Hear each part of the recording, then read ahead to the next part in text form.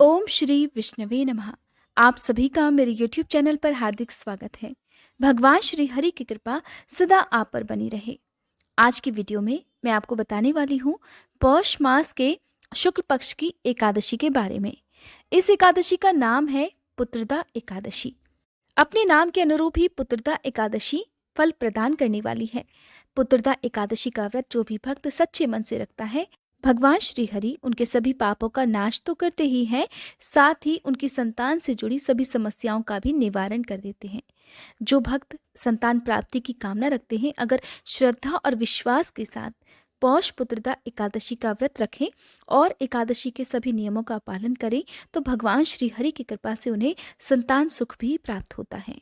इस एकादशी के प्रभाव से उत्पन्न हुई संतानें सदा अपने परिवार का, अपने माता पिता का नाम रोशन करने वाली होती हैं।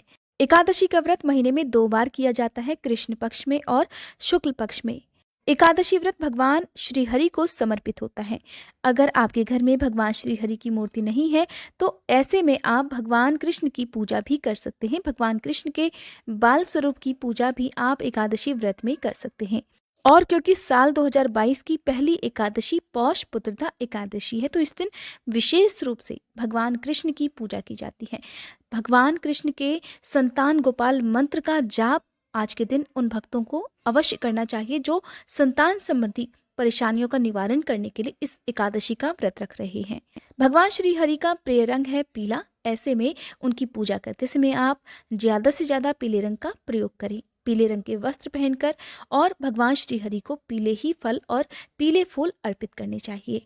भगवान श्री हरि की पूजा माँ लक्ष्मी जी के बिना अधूरी होती है, इसलिए आप हर बार एकादशी के दिन भगवान श्री हरि के साथ साथ माँ लक्ष्मी जी की पूजा भी अवश्य करें। इस बार साल 2022 में कुल 24 एकादशी तिथि रहने वाली हैं, जिनमें से साल 2022 की पहली एकादशी है 13 जनवरी गुरुवार के दिन, जो कि पौष पुत्रदा एकादशी होगी और इसे वैकुंठ एकादशी के नाम से भी मनाया जाता है और इसी दिन लोहड़ी का त्योहार भी है। साथ ही मैं आपको बता दूं कि अगली एकादशी जो कि माघ महीने के कृष्ण पक्ष में पड़ने वाली एकादशी होगी, जिसका नाम है षटतिला एकादशी। इसका व्रत रखा जाएगा 28 जनवरी शुक्रवार के दिन। आज की वीडियो में मैं आपको बताऊंगी एकादशी तिथि कब शुरू होगी और कब समाप्त होगी, व्रत कब रखना है, कब खोलना है, सूर्योदय, सूर्यास्त और चंद्रोदय का समय क्या रहेगा। क्योंकि द्वादशी तिथि को मकर संक्रांति का त्योहार भी है, इस दिन भक्तजन उपवास भी रखते हैं। ऐसे में एकादशी का व्रत रखने वाले भक्त अगर मकर संक्रांति का उपवास भी रखना चाहते हैं, तो उन्हें सुबह के समय क्या खाकर अपना व्रत खोलना चाहिए, ताकि मकर संक्रांति का उपवास भी वे रख सकें। एकादशी के दिन तुलसी जी की पूजा भी अवश्य करनी चाहिए। ऐसे में तुलसी जी की पूजा का विशेष मंत्र कौन सा है और एकादशी के कौन कौन से विशेष नियम है, साथ ही मैं आपको बताऊंगी पूजा विधि के बारे में भी। साल 2022 में पड़ने वाली पहली एकादशी है 13 जनवरी गुरुवार के दिन, जिसका नाम है पौष पुत्रदा एकादशी। एकादशी की तिथि प्रारंभ हो रही है 12 जनवरी की शाम 4:50 से, जिसकी समाप्ति होगी 13 जनवरी की शाम 7:33 पर। उदया तिथि के हिसाब से 13 जनवरी का दिन ही एकादशी व्रत रखने के लिए सबसे उत्तम दिन है। बात कर लेते हैं एकादशी के दिन के सूर्योदय और सूर्यास्त के समय की। 13 जनवरी गुरुवार के दिन सूर्योदय का समय रहेगा सुबह 7:14 और सूर्यास्त का समय रहने वाला है शाम 5:56 पर। द्वादशी तिथि प्रारंभ हो रही है 13 जनवरी की शाम 7:34 से, जिसकी समाप्ति होगी 14 जनवरी की सुबह 10:19 पर। एकादशी का व्रत हमेशा द्वादशी तिथि को सुबह सूर्योदय के बाद ही खोला जाता है। साथ ही हरिवासर के समय कभी भी एकादशी का व्रत नहीं खोलना चाहिए। 14 जनवरी शुक्रवार के दिन सूर्योदय का समय रहेगा सुबह 7:14 और सूर्यास्त का समय रहेगा शाम 5:57 पर। हरिवासर द्वादशी तिथि का प्रथम 1/4 पहर होता है, यानी कि द्वादशी तिथि जब प्रारंभ हुई होती है तो उसके शुरू के 4 से 5 घंटे का समय। 14 जनवरी शुक्रवार के दिन व्रत खोलने का शुभ समय रहने वाला है सुबह 7:15 से लेकर सुबह 10:18 तक। एकादशी का व्रत हमेशा शुभ मुहूर्त में ही खोलना चाहिए। बहुत से भक्तों को जानकारी का पता नहीं होता है, जिसके कारण वो समय बीत जाने के बाद अपना व्रत खोलते हैं। तो ऐसे में कहा जाता है कि एकादशी व्रत का पूर्ण फल प्राप्त नहीं होता है, इसलिए आपको शुभ मुहूर्त का पता भी होना जरूरी है। अब बात कर लेते हैं सबसे पहले कि अगर आपने मकर संक्रांति का भी उपवास रखना है और आप एकादशी का व्रत भी रख रहे हैं, क्योंकि इस दिन गुरुवार है जो कि भगवान श्री हरि का दिन है। बृहस्पति देवता की पूजा भी इस दिन भक्त करते हैं और बृहस्पति देवता का उपवास भी रखते हैं। तो ऐसे में एकादशी के दिन ही दो व्रत भी पड़ रहे हैं, एक एकादशी का और एक बृहस्पति देवता का। तो सबसे पहली बात तो देखिए, अगर आपने दोनों ही व्रत रखने हैं तो आप दोनों ही व्रत भी रख सकते हैं। सुबह की पूजा आपको एकादशी की अलग करनी होगी और बृहस्पति देवता की अलग करनी होगी, क्योंकि देखिए बृहस्पति देवता की पूजा में आप भगवान श्री हरि को चने की दाल अर्पित करते हैं, गुड़ अर्पित करते हैं, मुनक्खा भी आप अर्पित करते होंगे और बृहस्पति देवता की कथा भी आप सुनते हैं। तो इन नियमों का पालन तो आप उस दिन करेंगे ही, साथ ही आपको एकादशी की पूजा भी करनी होगी। भगवान श्री हरि के साथ साथ भगवान कृष्ण की पूजा भी आज के दिन आपको करनी चाहिए। भगवान श्री हरि के साथ साथ माँ लक्ष्मी जी की पूजा करें, अपने सभी आराध्य देवी देवताओं का और अपने कुल देवी देवताओं का ध्यान भी आपको करना चाहिए। भगवान श्री हरि को आप पीले फल, पीले फूल, पंचामृत अर्पित कर सकते हैं, लेकिन आज की पूजा में आप भगवान श्री हरि को अक्षत अर्पित ना करें। जब आप उन्हें तिलक लगाएं तो आप चंदन का तिलक उन्हें लगा सकते हैं, लेकिन आप उन्हें अक्षत अर्पित ना करें। ऐसा इसलिए क्योंकि एकादशी के दिन चावल का प्रयोग पूर्णतः वर्जित माना जाता है। चावल ना तो आपके घर में बनने चाहिए, ना आप खुद खा सकते हैं। यहाँ तक कि एकादशी के दिन चावल का दान भी नहीं करना चाहिए। आप अगले दिन चावल का दान कर सकते हैं, लेकिन उस दिन आप चावल का दान ना करें तो ज़्यादा अच्छा होगा। सुबह विधिवत पूजा करने के साथ धूप दीपक जलाने के साथ ही भगवान श्री हरि के और भगवान कृष्ण के मंत्रों का जाप करना चाहिए और व्रत की कथा अवश्य सुननी चाहिए। एकादशी व्रत हो या कोई भी व्रत हो, बिना व्रत कथा के अधूरा माना जाता है, इसलिए आप व्रत की कथा अवश्य पढ़ें या सुन सकते हैं। इसके साथ ही आप दिन भर उपवास रखें। एकादशी का व्रत दो तरह से रखा जाता है, एक तो निराहार रहकर और एक फलाहार ग्रहण करके। शाम की पूजा करके आप चाहे तो फलाहार ग्रहण कर सकते हैं, नहीं तो आप केवल जल पीकर ही रह सकते हैं। अगले दिन ही आप अन्न ग्रहण कर सकते हैं। अब अगर आपने बृहस्पति देवता का व्रत रखा है तो शाम को आप केवल फल खाकर और या फिर आप दूध या चाय ले सकते हैं और इस तरह से आप अपना गुरुवार का व्रत भी पूर्ण करें और अगले दिन आप एकादशी का व्रत खोल सकते हैं। रात में हो सके तो जितनी देर तक आप जाग सकते हैं उतनी देर तक भगवान के मंत्रों का जाप कर सकते हैं। वैसे तो कहा यही जाता है कि एकादशी के व्रत में रात में सोना नहीं चाहिए, लेकिन सबके लिए ऐसा कर पाना संभव नहीं होता है। तो जितनी देर भी आपके लिए संभव हो उतनी देर तक आप भजन कीर्तन या रात्रि जागरण आप कर सकते हैं। अगले दिन यानी कि द्वादशी तिथि को देखिए, क्योंकि दो दो शुभ संयोग पड़ रहे हैं, एक तो द्वादशी तिथि का व्रत आपको पूर्ण करना है और दूसरा आपको मकर संक्रांति का उपवास भी रखना होता है, क्योंकि मकर संक्रांति के दिन पवित्र नदियों में स्नान करने के बाद दान पुण्य जैसे धार्मिक कार्य किए जाते हैं। तो आप सुबह के समय हो सके तो ब्रह्म मुहूर्त में उठकर आप स्नान करें, सूर्य देवता को अर्घ दें, हाथ में जल या पुष्प लेकर दान देने का संकल्प भी आप जरूर लें। दान देकर किया गया संकल्प हमेशा आपको फल प्रदान करता है। इसके साथ ही आप पीले रंग के वस्त्र पहनकर जिस तरह से पूजा आपने एकादशी के व्रत में की है उसी तरह से आप पूजा करें। दान में दी जाने वाली जो भी सामग्री है, चाहे आप अन्न का, वस्त्र का, क्योंकि देखिए मकर संक्रांति है तो इसलिए आप गर्म वस्त्रों का दान भी कर सकते हैं, तिल का दान कर सकते हैं, गुड़ और तिल से बने लड्डुओं का दान कर सकते हैं, जैसी भी आपकी सामर्थ्य है।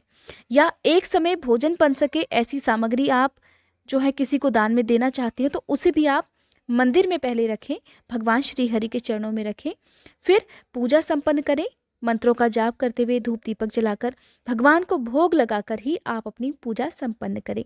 भोग में आप क्या लगाएंगे वो एक अलग की बात है, लेकिन सबसे पहले ध्यान ये रखना है कि आप भोग में चाहे कुछ भी आपके पास हो या ना हो, तुलसी दल आपके पास अवश्य होने चाहिए, क्योंकि भगवान श्री हरि बिना तुलसी जी के अपना भोग स्वीकार नहीं करते हैं। अब देखिए, क्योंकि पूजा आप कर रहे हैं, माँ लक्ष्मी जी की पूजा भी आप करेंगे, लेकिन गलती से भी आप माँ लक्ष्मी जी को या भगवान गणेश को तुलसी दल कभी भी अर्पित ना करें। तुलसी जी हमेशा केवल भगवान श्री हरि को और भगवान कृष्ण को ही अर्पित की जाती है, इस बात का आपको ध्यान रखना है।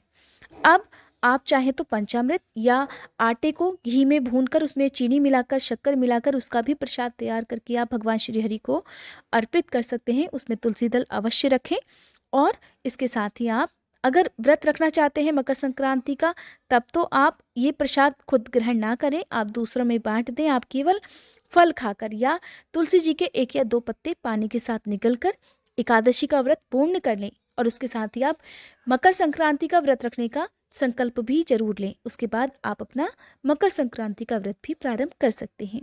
दिन भर आप उपवास करें। रात की पूजा के बाद आप जो भी शुद्ध सात्विक भोजन है वो ग्रहण कर सकते हैं। आप चावल भी खा सकते हैं। लेकिन देखिए, बहुत से भक्त ये भी सोचते हैं कि द्वादशी तिथि है तो हम दिन में कितनी भी बार भोजन कर लें, लहसुन प्याज का प्रयोग भी हम कर लें, लेकिन करना नहीं चाहिए, क्योंकि एकादशी का जो व्रत होता है उसका पालन 3 दिन तक किया जाता है, दशमी तिथि से लेकर द्वादशी तिथि तक। तो रात तक आपको इन नियमों का पालन करना चाहिए। भगवान केवल आपकी श्रद्धा और भक्ति भाव देखते हैं। ऐसे में अगर आपके पास उन्हें चढ़ाने के लिए पीले फूल ना हो, पीले फल ना हो, क्योंकि कई बार ऐसा होता है कि लोग ऐसी जगह पर रहते हैं जहाँ पर ना तो उन्हें पीले फल मिल पाते हों, ना पीले फूल मिल पाते हों। कई बार धन का अभाव इतना ज़्यादा होता है कि भक्त चाहते हुए भी भगवान को इस तरह की सामग्री अर्पित नहीं कर पाता। लेकिन अगर आपके मन में विश्वास सच्चा है, आपकी भक्ति सच्ची है, तो आप केवल जल और तुलसी दल भगवान को अर्पित कर दें। भगवान आपकी भक्ति और आपका ये भोग अवश्य स्वीकार करेंगे। तुलसी जी की पूजा एकादशी के व्रत में अवश्य करनी चाहिए, लेकिन एकादशी के व्रत में तुलसी जी को जल अर्पित नहीं किया जाता है। इस बात का भी आपको ध्यान रखना है। ऊपर दिए गए मंत्रों में से किसी भी एक मंत्र का जाप आप तुलसी जी की पूजा करते समय कर सकते हैं। ये मंत्र हैं: महाप्रसाद जननी सर्व सौभाग्य वर्धिनी आधि व्याधि हरा नित्यम तुलसी त्वम नमोस्तुते, या ओम सुभद्राय नमः, या फिर ओम सुप्रभाय नमः। इन विशेष मंत्रों का जाप आप तुलसी जी की पूजा करते समय कर सकते हैं। अब बात करते हैं उस विशेष मंत्र की जिसका जाप विशेष रूप से पौष पुत्रदा एकादशी के दिन किया जाता है। ये मंत्र है संतान गोपाल मंत्र।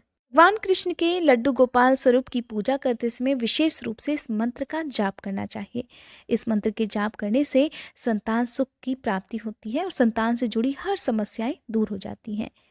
ये मंत्र है: देवकी सुत गोविंद वासुदेव जगतपते देहि मे तनयम कृष्णम त्वामहम शरणम गतः।